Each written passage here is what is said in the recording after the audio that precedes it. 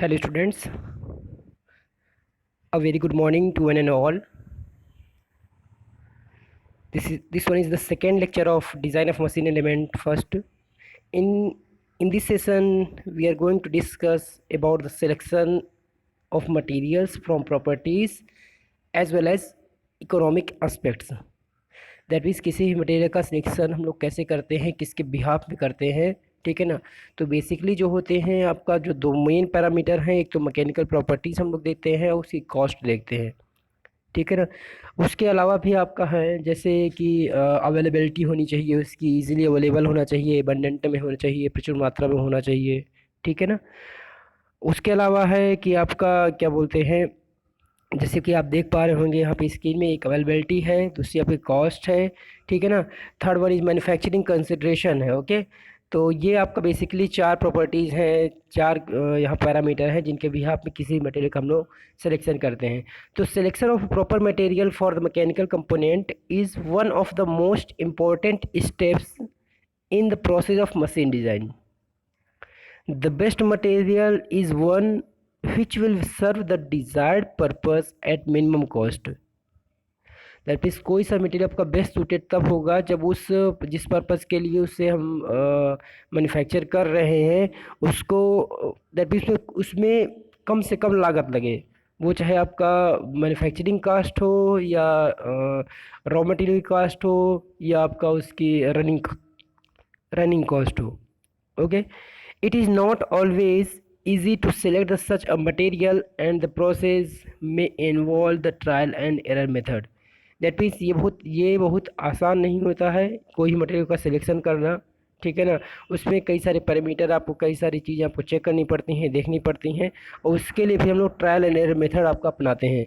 मतलब एक बार आपको किसी कंपोनेंट पे आपको कोई मटेरियल आपने सिलेक्ट करके देखा, वो आपका दैट मीन्स जो जिसने डिज़ाइन किया है, यदि उसकी जो लागत है, मान ली कॉस्ट ही है, ठीक है, वो एक डिफरेंट अमाउंट से आगे बढ़ गई तो क्या होगा, उसके लिए फिर अल्टरनेटिव ऑप्शन उसको चूज़ करना पड़ता है, सेकेंड मेथड उसको अपनाना पड़ता है, ठीक है ना। या मटेरियल फेल कर गया उस प्रिवेंट लोडिंग कंडीशन पर, तो भी उसको क्या करना पड़ेगा, सेकेंड ऑप्शन देखना पड़ेगा, ठीक है ना। The factors which should be considered while selecting the material for a machine component are follows. That means जो कौन कौन से ऐसे आपका कंसिड्रेशन है जिनके लिए हम जो हमें देखने पड़ते हैं, जो हमें सिलेक्ट करने पड़ते हैं किसी मटेरियल के लिए, किसी भी मशीन कंपोनेंट के लिए, वो कौन कौन से हैं, वो पहले ही हम लोग डिस्कस किया, मैंने बताया। जिनमें से फर्स्ट वन का है आपका अवेलेबिलिटी है, कॉस्ट है आपका, ठीक है ना। इन दोनों के अलावा क्या है, मैन्युफैक्चरिंग कंसिडरेशन है, ठीक है। और लास्ट वन है मैकेनिकल प्रॉपर्टीज़, ठीक है। तो प्रॉपर्टीज़ और कॉस्ट के अलावा भी आपका क्या कहा है, एक तो अवेलेबिलिटी जो कि मोस्ट इम्पॉर्टेंट है। आपका कोई चीज़ आपका ईजिली अवेलेबल नहीं है, जैसे कि हम देखते हैं, देखिए मैं क्लियर आपको बता दूं, जैसे कि जो कास्ट आयरन और एल्युमिनियम एलॉयज़ है वो क्या होते हैं, हमेशा मतलब एबंडेंस में, दैट मीन्स बहुत ज़्यादा मात्रा में मार्केट में अवेलेबल रहते हैं, ईजिली अवेलेबल रहते हैं। जबकि एक एग्जांपल लेते हैं हम लोग लेड और कॉपर एलॉयज़ का, तो ये थोड़ा सा इनकी शॉर्टिंग रहती है, इनकी शॉर्टेज रहती है, ठीक है ना। तो वही आपको यहाँ पे स्क्रीन में दिख रहा होगा अवेलेबिलिटी में, the material should be readily available in the market in large enough quantities to meet the requirement. That means एक सफिशिएंट, मोर देन इनफ, मतलब सफिशिएंट क्वांटिटी में आपका ये मटेरियल अवेलेबल होना चाहिए मार्केट पे, okay. Cast iron and aluminium alloys are always available in abundance while shortage of lead and copper alloys is a common experience, okay. Second one is cost. For every application there is a limiting cost beyond which the designer can not go. वही चीज़ जो भी मैंने आपको बताया कि designer मतलब हर एक कंपोनेंट की एक कॉस्ट, एक दायरा सेट कर दिया जाता है, एक बाउंडेशन होती है, ठीक है ना। तो दैट मीन्स उसी के अंतर्गत आपका प्रोडक्ट आपका तैयार होना चाहिए। वो टोटल कॉस्ट आपका चाहे आपका, फिर से कह रहा हूँ, चाहे वो आपकी रनिंग कॉस्ट हो, ठीक है ना, सर्विस कॉस्ट हो, या फिर आपकी वहाँ पे जो रॉ मटेरियल है, जो इन्वेंट्री कॉस्ट है, ठीक है। तो उन सबको मिलाने के बाद, ठीक है, तो वो आपका उस पर्टिकुलर कॉस्ट से ऊपर नहीं जाना चाहिए, ठीक है। यदि एक्सीड करता है तो क्या करना पड़ेगा उसको, फिर आपको डिज़ाइनर को alternative second, that means second method उसको अपनाना पड़ेगा। ठीक है। तो क्या लिखा है आपका, for every application there is a limiting cost beyond which the designer can not go, when this limit is exceed, when this limit exceed the designer has to consider other alternative materials, that means फिर क्या करना पड़ेगा आपको, उसको दूसरा material आपका choose करना पड़ेगा। मान लियो उस मटेरियल को सिलेक्ट करने पर उसकी कॉस्ट बढ़ जा रही है। फॉर एग्जांपल देखो आपको बता दूं मैं, जैसे मान लिया आप कोई पिस्टन सिलेंडर अरेंजमेंट है या कोई गाड़ी का इंजन है, ठीक है ना। तो जिसे मान लीजिए उसका सिलेंडर की बात करें, यदि पिस्टन की बात किया जाए, ठीक है ना, सिलेंडर में पिस्टन के बोर्ड की बात किया जाए, यदि पिस्टन आप बना रहे हैं, ठीक है ना, पिस्टन की मैन्युफैक्चरिंग हो रही है, तो होता क्या है, मान लिया आपने जैसे जनरली क्या होता है कि जो पिस्टन का जो इनर रेस होता है, जो इनर रेस है, दैट मीन्स जिसे हम लोग क्या बोलते हैं, सिलेंडर लाइनर मान ली बात किया जाए, ठीक है ना, सिलेंडर लाइनर हो गया, या पिस्टन का जो इंटीरियर पोर्शन होता है ना, लाइनर में क्या होता है कि जो इनर पार्ट है आपका वो मान लिया जैसे कास्ट आयरन से तो बनाया जाता है, ठीक है ना, बट उसमें जो इनर है, जो बोर का जो इनर मटेरियल है, वो हम लोग वाइट मेटल या बेबिट मेटल का यूज़ करते हैं। ठीक है, that means highly surface finish रहता है, और उसकी जो कॉस्ट होती है बहुत ज़्यादा हो जाती है। बट यदि आप उसी में पूरा जो आपका बोर है, सिलेंडर बोर या पिस्टन हो गया ना, उसको पूरा आप हाई ग्रेड मटेरियल का यदि बना देते हैं तो क्या होगा, उसकी कॉस्ट बढ़ जाएगी। ठीक है ना। तो ऑब्वियस सी बात है, जो लिमिटिंग वैल्यू है आपका कॉस्ट की उसको वो एक्सीड कर देगा। तो उस केस में फिर क्या करना पड़ेगा आपको, वहाँ पे मटेरियल चेंज करना पड़ेगा। ओके, क्लियर है। In cost analysis there are two factors. अब जब हम लोग कॉस्ट की एनालिसिस करते हैं, इसका विश्लेषण करते हैं, तो उसमें बेसिकली दो चीज़ें आपका सामने आती हैं। एक तो आता है आपका cost of material, that means जो आपने रॉ मटेरियल यूज़ कर रहे हैं, ठीक है ना, तो cost of material and the cost of processing. Okay, that means दो मटेरियल को फिनिश गुड बनाने में जितना आपको कॉस्ट लगती है, ठीक है ना, तो उसे बोलते हैं आपका cost of processing the material into finished good. Okay, तो कई बार होता क्या है कि जो मटेरियल कॉस्ट है वो तो कम रहती है, लेकिन जो प्रोसेसिंग कॉस्ट है वो काफ़ी ज़्यादा हो जाती है। ठीक है ना, आप देख पा रहे होंगे सामने, it is likely that the cost of material might be low but the processing में involve costly manufacturing operations. Okay, तो इस तरह से आपका उसकी कॉस्ट बढ़ सकती है। Third one is mechanical properties. ये आपका बहुत ही इंपॉर्टेंट पैरामीटर है, क्योंकि मैकेनिकल प्रॉपर्टीज़ के बारे में हम लोगों ने लास्ट लेक्चर में डिस्कस कर चुके थे। ठीक है ना, लास्ट लेक्चर में इसकी मैकेनिकल प्रॉपर्टीज़ के बारे में पढ़ा था, और साथ ही साथ ग्रेडिंग सिस्टम के बारे में पढ़ा था, दैट मीन्स आपका IS कोडिंग के बारे में। ठीक है, स्टील के। तो mechanical properties are the most important technical factor governing the selection of material. They include strength under static and fluctuating loads, elasticity, plasticity, stiffness, resilience, toughness, ductility, malleability and hardness। तो ये कुछ आपके mechanical properties हैं जिनको क्या होना चाहिए, उसकी स्ट्रेंथ को बनाए रखने के लिए ये सारी चीज़ें आपका फुलफिल करना चाहिए। ठीक है ना। Depending upon the service conditions and the functional requirement, different mechanical properties are considered and a suitable material is selected। Clear है यहाँ तक। For example the material for the connecting rod, किसी भी दैट मीन्स ये क्या बोलते हैं, IC engine की कनेक्टिंग रॉड को बनाने के लिए यदि आप कोई मटेरियल चूज़ कर रहे हैं, the material for the connecting rod of an internal combustion engine should be capable of withstand fluctuating stresses induced due to combustion of fuel. क्योंकि आपको पता है कि जब आप IC इंजन में आपका फ्यूल बर्न होता है तो क्या होता है, उसमें रिपीटेड लोड का फिनोमेना आता है, वहाँ पे फटीग और क्रीप का कॉन्सेप्ट भी आता है।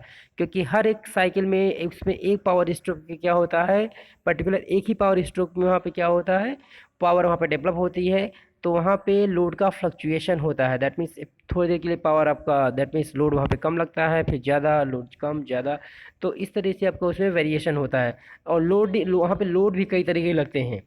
ठीक है ना, लोड भी वहाँ पे साइड थ्रस्ट भी लगता है आपका, एक्सियल लोडिंग भी होती है आपका, ठीक है ना, कंप्रेसिव लोड भी लगता है ना। तो वहाँ पे कई टाइप की आपको लोडिंग कंडीशन रहती हैं, तो वो उसको सस्टेन करना चाहिए उसकी कनेक्टिंग रॉड को। ठीक है ना।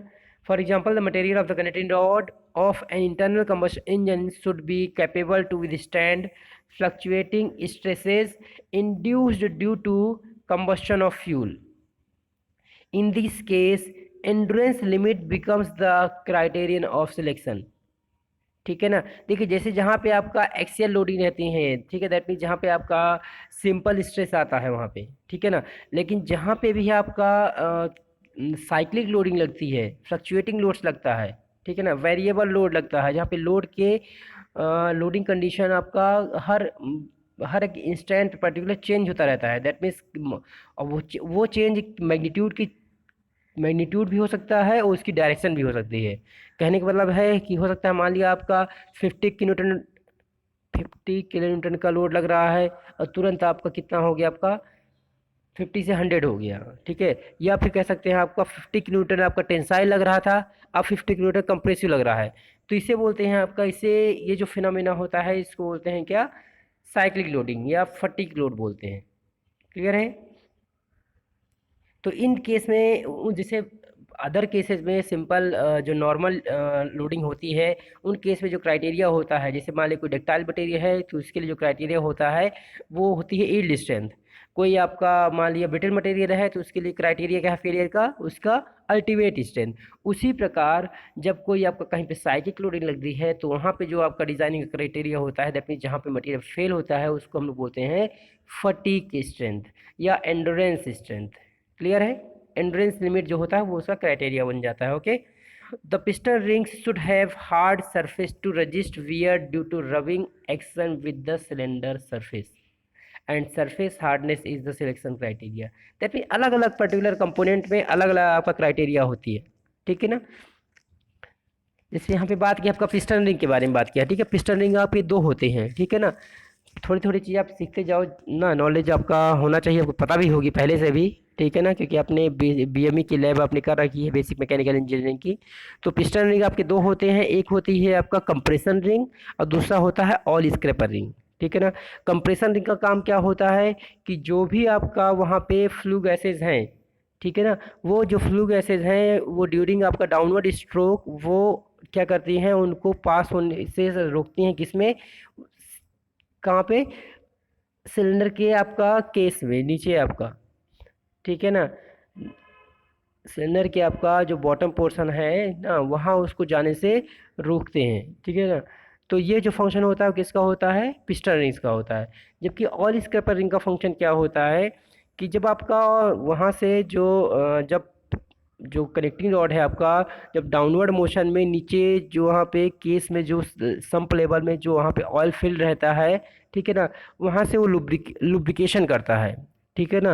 वो तो जो लुब्रिकेटिंग ऑयल होता है आपका जो यहाँ पे रिंग्स में है, ठीक है ना, या ना कनेक्टिंग रॉड में है, या जो भी आपका मूविंग कंपोनेंट है, वो जो ऑयल स्क्रैपर रिंग है वो उस पर्टिकुलर लुब्रिकेटिंग ऑयल को वहाँ पे चैम्बर में जाने से रोकता है। तो ये आपका बेसिक दो फंक्शन होते हैं पिस्टन रिंग और ऑयल स्क्रैपर रिंग के, ठीक है ना। तो नेक्स्ट है आपका in case of bearing materials. Next example यह है bearing materials a low coefficient of friction is desirable. That mean obvious सी बात है, जितना कम फ्रिक्शन रहेगा उतना ही आपका वहाँ पे लुब्रिकेंट आपका कम यूज़ करना पड़ेगा। कम फ्रिक्शन रहेगा, कम रबिंग होगी, कम हीट जनरेट होगी, हीट लॉस हो कम होगा, ठीक है ना।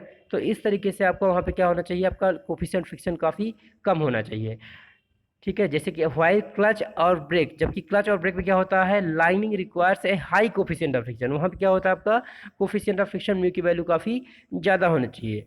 The material for the automobile bodies and hoods should have ability to be extensively deformed in plastic range without fracture. Clear हो रहा होगा। And plasticity is the criteria of material selection. Okay. वहाँ पे प्लास्टिसिटी आपका criteria होगा, that means सुघट्यता, जैसे आपका elasticity आपका प्रत्याशा होती है तो वहाँ पे प्लास्टिसिटी आपका वहाँ पे क्राइटेरिया हो जाएगा। ओके। यहाँ पे लास्ट वन आपका जो कंसिड्रेशन है आपका मैन्युफैक्चरिंग कंसिड्रेशन, ये भी एक इम्पॉर्टेंट रोल प्ले करता है। In some applications machinability of material is an important consideration in selection. Sometimes an expensive material is more economical than a low piece one. कई बार क्या होता है कि जो आपका महंगा है ये, दैट मीन्स जिसमें आपका पैसे ज़्यादा लगे हैं, वो आपका क्या होता है, वो इकोनॉमिकल पड़ता है। क्यों? क्योंकि आपको उसके फेलियर के चांसेस बहुत कम रहते हैं, उसकी लाइफ ज़्यादा रहती है। तो टोटल ओवरऑल जो वहाँ वहाँ पे कैलकुलेशन करके हम वहाँ पे कह सकते हैं कि ये आपका ज़्यादा इकोनॉमिकल होगा। ठीक है ना। फॉर एग्जांपल देखिए यहाँ पे, free cutting steel have excellent machinability which is an important factor in their selection for high strength bolts, okay, axles and shafts. Clear है? Where the product is of complex shape, castability or ability of the molten metal to flow into intricate passage is the criterion of material selection. In fabricated assemblies of plates and rods, weldability becomes the governing factor. तो इस तरह से अलग अलग आपका वहाँ पे consideration है, अलग अलग पर्टिकुलर एप्लीकेशन में। Okay, the manufacturing process is such as casting, forging, extrusion, welding and machining governing the selection of material. Past experience is a good guide for the selection of material. However, a designer should not overlook the possibilities of new materials. Clear हो गया होगा मेरे ख्याल से, इसमें कोई doubt नहीं होना चाहिए। दैट मीन किसी मटेरियल सिलेक्शन के लिए बेसिकली चार यहाँ पे चार पैरामीटर हैं। एक तो आपका मैन्युफैक्चरिंग कंसिड्रेशन हो गया, कॉस्ट हो जाएगा आपका, ठीक है ना, मैकेनिकल प्रॉपर्टीज होगा जाएगा, और सबसे पहले आपका अवेलेबिलिटी हो गई। ठीक है ना। तो ये आपका बेसिक पैरामीटर्स हैं जिससे हम क्या करते हैं, किसी भी मटेरियल को सिलेक्शन में हमें हेल्प मिलती है। कोई डाउट हो तो बिल्कुल आप क्वेरी कर सकते हैं। ठीक है ना। Thank you so much.